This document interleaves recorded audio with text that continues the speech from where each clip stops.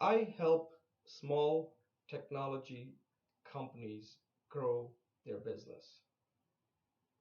Whenever I'm called in by these companies that are struggling in generating revenue, what I usually find is that the problem is not their products, is not their people, is not their leaders. The problem usually comes down to one thing: they simply cannot sell their products, services, or solutions effectively. When I talk about selling here, I'm talking about complex technical solution that one company would sell to another company, whether it's in healthcare, logistics, manufacturing, finance, you name it. This is commonly referred to as business to business selling, B2B selling. In order to succeed, you absolutely need good salespeople. Big companies can overcome a bad sales hire for some time, but small companies just can't. They don't have the time, resources, or money. So you might be asking, why are these companies not able to hire good salespeople? Hiring good salespeople is not that easy. What I've found is that these companies hire in a very transactional way. They just do not invest a lot of time. It's sort of like if you're at a party and you make a new friend, or you go on an online dating site to pick a date, or you impulsively buy something from a smooth talking salesman. You know, this might be okay in your personal life, but this is no way to hire a salesperson for a company. I'm going to outline 7 steps that fixes this problem.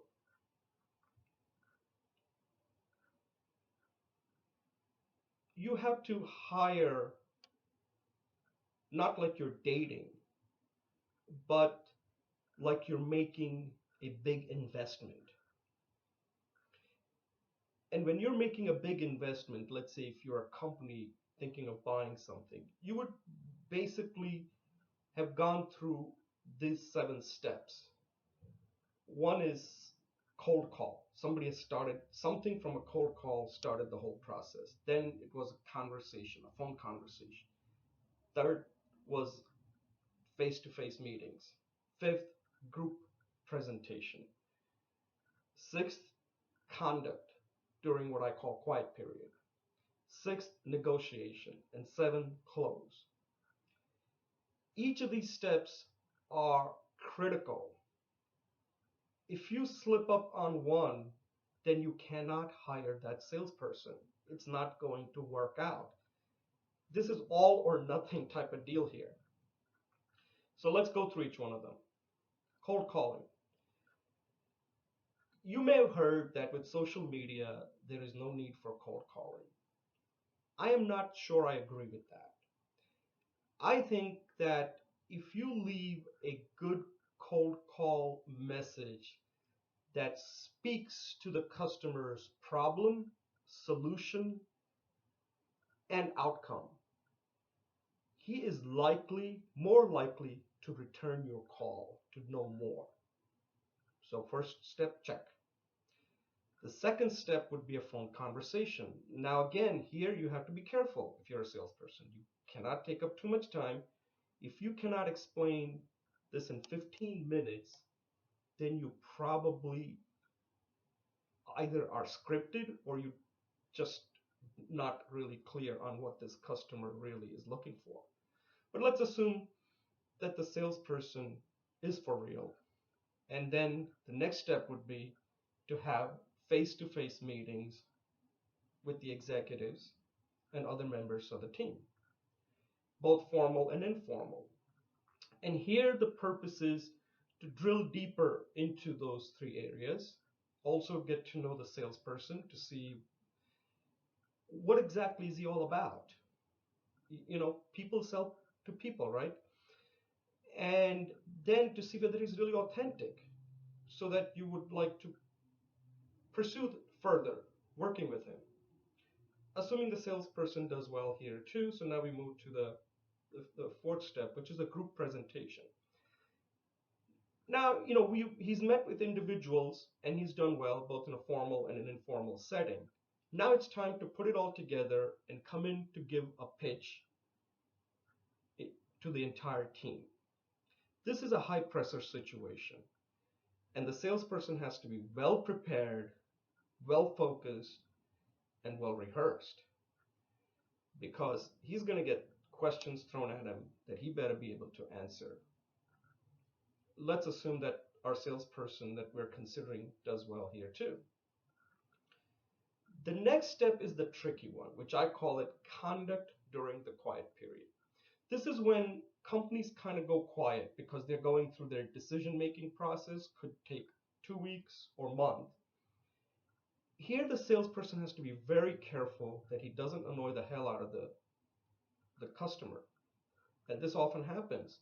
And it reflects very poorly on the salesperson as a professional and also reflects poorly on the company that they don't have a very good process here in understanding how the customers are really buying. Assuming that this step goes well, so we move to the next step, negotiation. Now, negotiation is very critical too here because if the salesperson isn't very good at negotiating his salary, then what confidence would you have that he would be tough in negotiating a deal with a customer? So negotiation is very important when you're hiring a salesperson.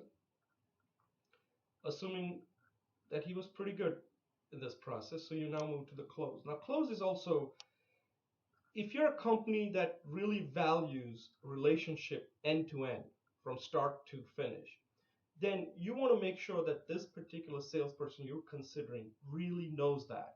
This is not just about his self-interest where the deal gets done and he's done, throws it over the wall to the support team or the implementation team. He has to be in the process around pre-sales, implementation, and deployment. Assuming that the salesperson we're considering does well here too. If we get to this point, we are now found the salesperson that we would like to hire. And the good thing about this is that the salesperson was thoroughly vetted. He can come in and be productive. And in the long term, it'll prove to be very cost effective. The bad thing here is that in the short term, this is going to be very time consuming and it's going to be costly. But when you weigh the good and the bad, I think the 7 steps will help you find the salesperson that can make your company grow and start generating revenue.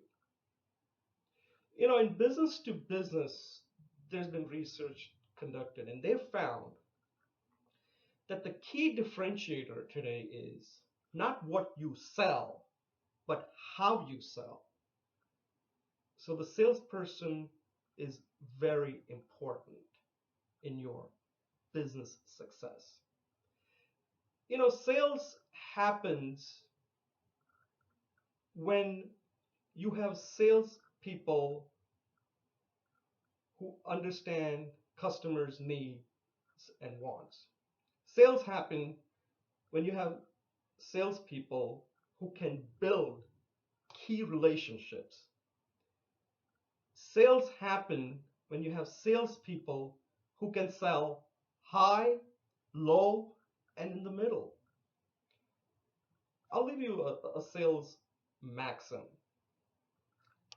No sale no business. No business, no job. No job, no fun. I think if these 7 steps that I've outlined are used, you're going to get a good salesperson that'll help you win. Good luck with your next sales hire.